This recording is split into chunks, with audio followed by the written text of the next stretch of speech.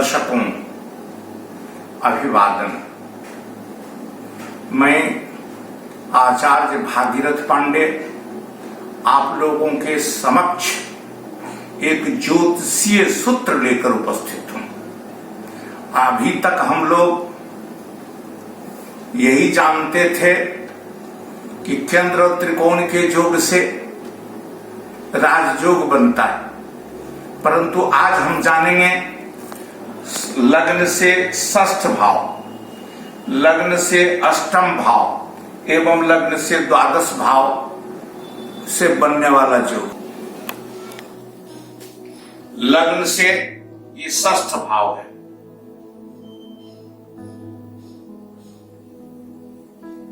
ये षष्ठ भाव। पुनः अष्टम भाव,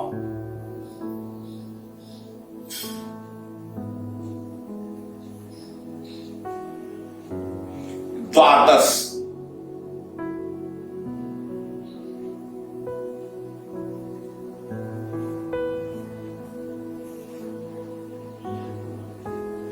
द्वादश भाव। लग्न से 1, 2, 3, 4, 5, 6, छठा भाव से शत्रु देखा जाता है, छठे भाव से रोग का विचार होता है, छठे भाव से हानि का विचार होता है। यह बुरा भाव है। आज बुरा भाव से ही शुभ फल प्राप्त कैसे होता है इसी के बारे में। पुनः लग्न से अष्टम है, अष्टम स्थान आयु का स्थान है, अष्टम स्थान मृत्यु का स्थान है, अष्टम स्थान को निधन कहते हैं, अष्टम स्थान को बुरा भाव कहा गया है, दो स्थान इसे कहा गया। पुनः यहां से अष्टम, नवम, दशम, एकादश, द्वादश। द्वादश भाव विदेश यात्रा का है। द्वादश भाव से व्यय का विचार होता है, द्वादश भाव से खर्च का विचार होता है। अर्थात यह तीनों भाव कुंडली में अनिष्ट भाव कहा गया है। इसे दुह स्थान तीनों को कहा गया है, इसे त्रिक भाव कहा गया है।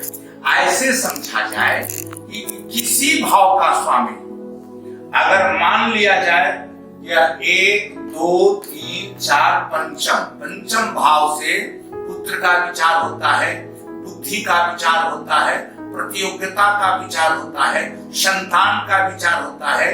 इस भाव का स्वामी यदि किसी की कुंडली में षष्ठ भाव में अथवा द्वादश, अष्टम भाव में अथवा द्वादश, इस तीनों में से किसी भाव में बैठ जाए, इस भाव का स्वामी वह अनिष्टकर होगा।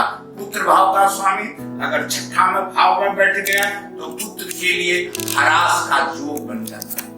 अगर इस पुत्र भाव का स्वामी अष्टम स्थान में, निधन स्थान में चला गया तो पुत्र की हानि, ऐसा देखा गया है। पुत्र की मृत्यु का भी योग बन जाता है।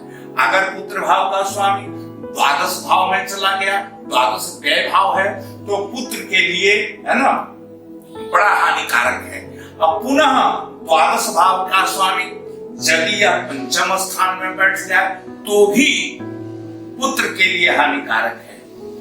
अगर इस प्रकार से किसी भाव का स्वामी षष्ठ में, अष्टम में, द्वादश में बैठ जाए अथवा षष्ठ, अष्टम, द्वादश का स्वामी किसी भाव में बैठ जाए, उस भाव को हानि करता है।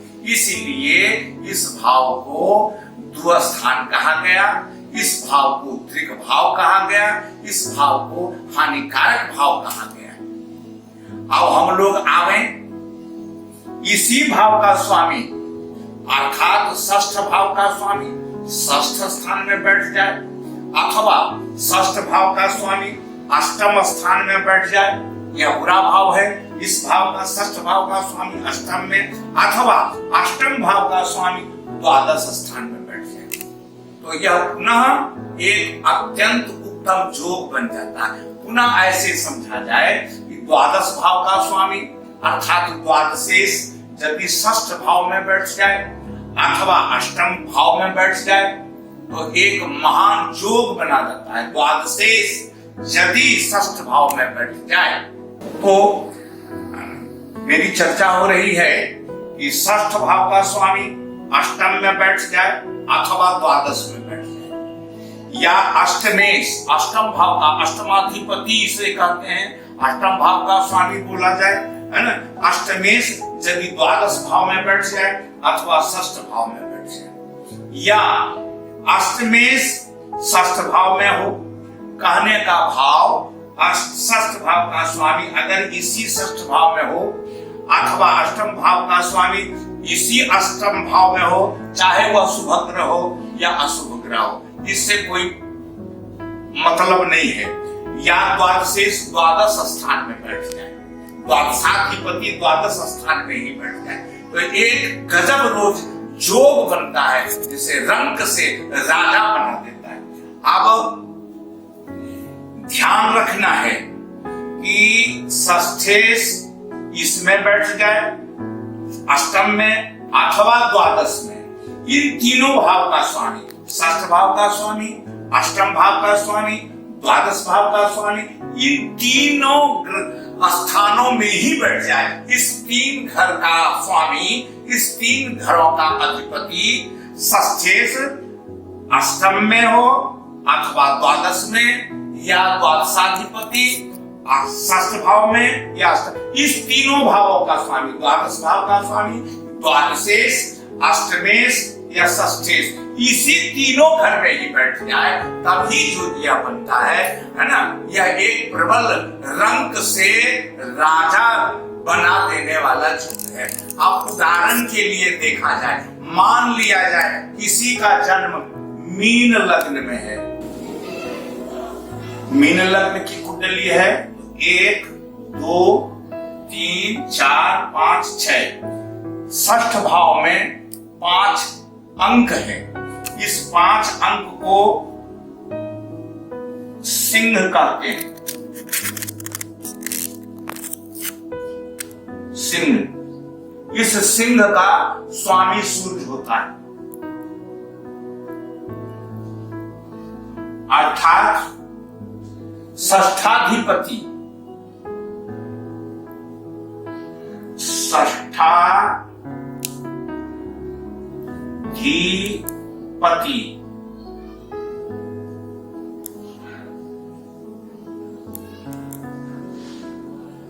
यहां षष्ठाधिपति अथवा षष्ठेश भी कह सकते हैं। तो षष्ठाधिपति कौन हो गए? सूर्य, षष्ठाधिपति सूर्य। अब यदि सूर्य षष्ठाधिपति षष्ठ है, अगर इसी भाव में बैठा हो, षष्ठ भाव में अथवा अष्टम भाव में यहां बैठ जाए, अब अष्टम भाव में 7 अंक है, अष्टमेश,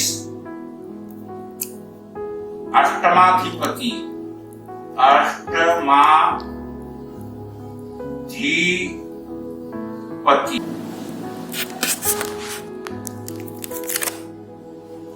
अष्टम में 7 अंक है, अष्टम में 7 अंक है, तो 7 अंक के स्वामी हो जाते हैं शुक्र, बस अष्टमाधिपति शुक्र हो गए। मनन करने का विषय, शुक्र अष्टमाधिपति, पुनः 7 है अष्टम भाव में, अष्टमाधिपति शुक्र हो गए। इस 7 भाव का स्वामी शुक्र, यह शुक्र अगर द्वादश स्थान में बैठ जाए, शुक्र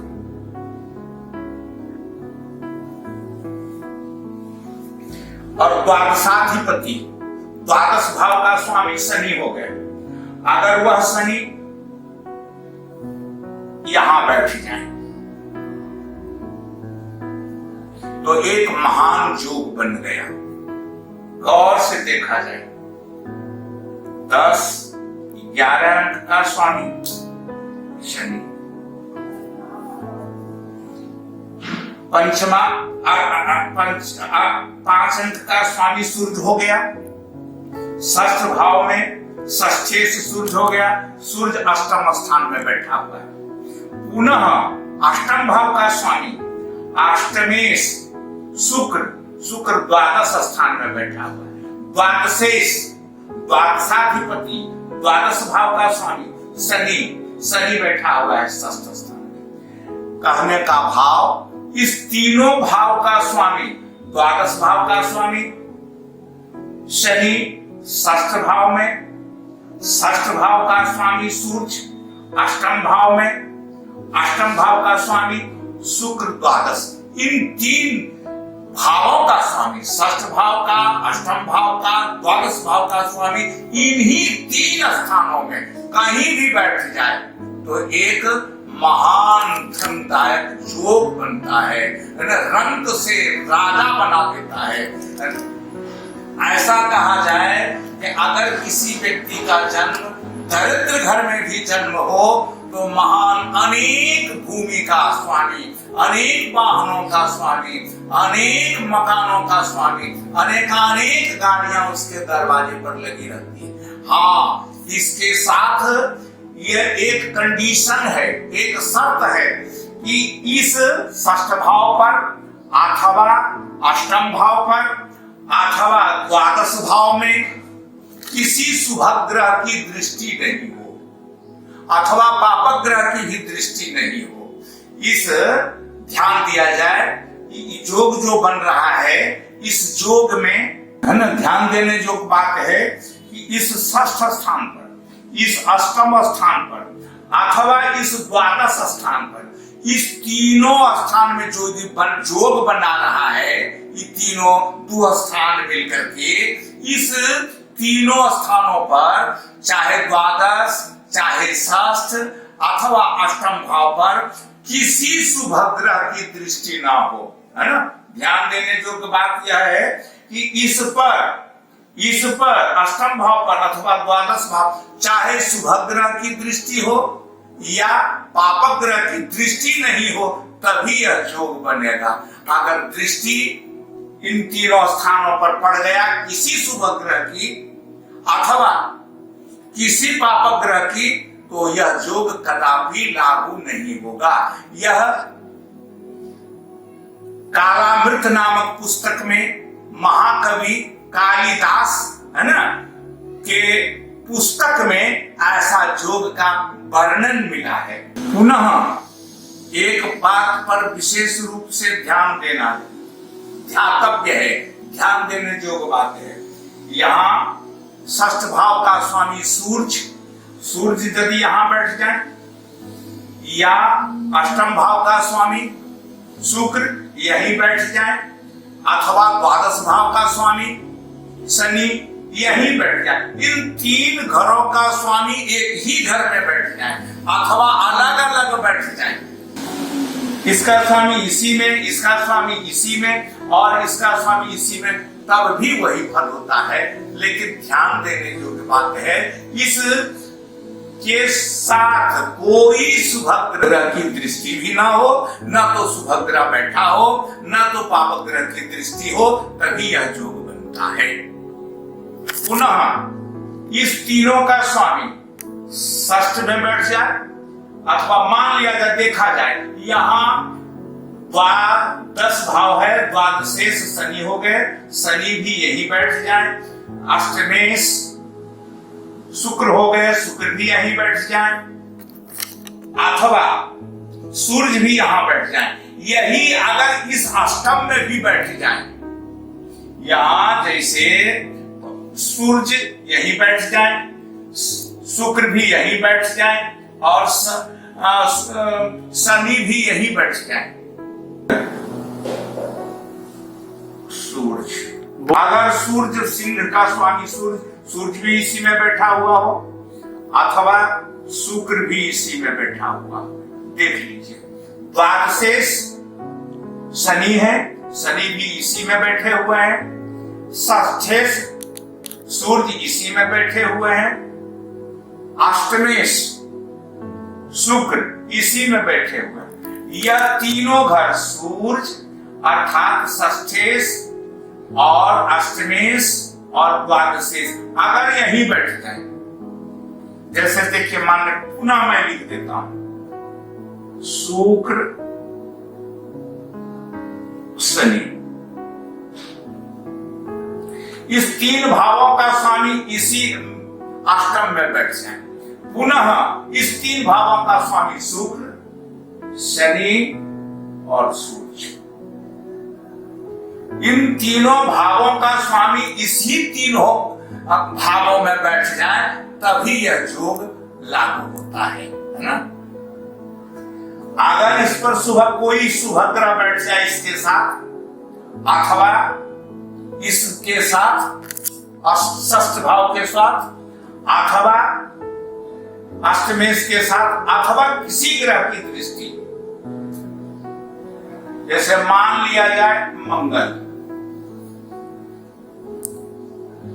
अगर मंगल लग्न से तीसरे स्थान में है तो देखा जाए 1 2 3 4, तो पापक ग्रह की दृष्टि इस पर पड़ गई तो कदापि यह योग लागू नहीं होगा। पुनः देखा जाए, अगर यहां कोई शुभ ग्रह बैठ जाए गुरु तो भी योग लागू नहीं होगा। यहां भी अगर बुध बैठ जाए या बुध की दृष्टि हो जाए, मान लिया जाए यही बुध, अगर बुध यहां बैठ गए मेष राशि में द्वितीय भाव में, धन भाव में, यहां से गणना कीजिए 1 2 3 4 5 6 7। अब देखा जाए बुध की 7वीं दृष्टि अष्टम स्थान में पड़ने से यह योग कदापि लागू नहीं होगा। अतः इस बात पर ध्यान देना है, ध्यातव्य योग है। यह इतना जबरदस्त योग है, रंक से राजा बनाने वाला योग है ना। मैं बहुतों कुंडली का अध्ययन किया हूं। अब एक कुंडली, उदाहरण कुंडली लेकर के मैं समझाता हूं, जिनकी आमदनी आज से लगभग 70 वर्ष पहले का उदाहरण दे रहा हूं, है ना। उनकी 30 लाख पर सालाना आमदनी थी। वैसे व्यक्ति का कुंडली लेकर के मैं उपस्थित हूं, उदाहरण में। यह प्रस्तुत कुंडली जो आप देख रहे हैं राजा हरिहर प्रसाद नारायण सिंह की कुंडली है। ये आवावा के निवासी थे। इसी योग के बल पर इन्होंने अपने राज्य को इतना विस्तार कर दिया कि प्रति वर्ष इनकी आमदनी 30 लाख की थी। अच्छा, आज से इस 70 वर्ष पहले का उदाहरण मैं दे रहा हूं।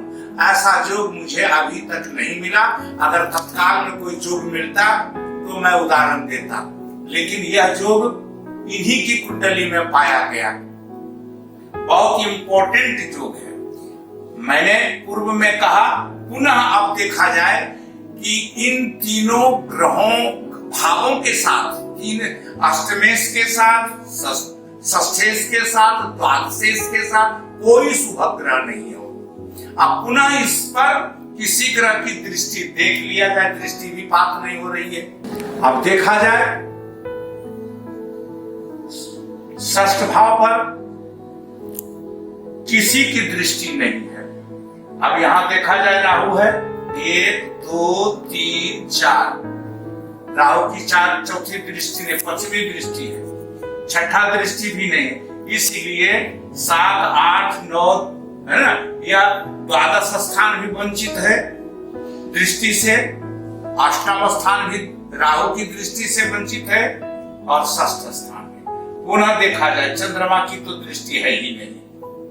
अब देखा जाए बृहस्पति 1 2 3 4 5 दृष्टि, पंचम दृष्टि बृहस्पति की, छठा सप्तम दृष्टि, अष्टम दृष्टि, नवम दृष्टि, अर्थात बृहस्पति की भी दृष्टि षष्ठ स्थान पर नहीं है और अष्टम स्थान पर नहीं है और द्वादश स्थान। पुनः देखा जाए मंगल की 3 दृष्टियां जहां बैठे हुए हैं, वहां से चतुर्थ 1 2 3 4, यहां से सप्तम यहां हो गया, फिर अष्टम यहां, अर्थात षष्ठ भाव पर मंगल की भी दृष्टि नहीं है और अष्टम भाव पर भी दृष्टि नहीं है और द्वादश भाव पर भी नहीं। अतः पापक ग्रह की दृष्टि से भी वंचित है, शुभ ग्रह की दृष्टि से भी वंचित है।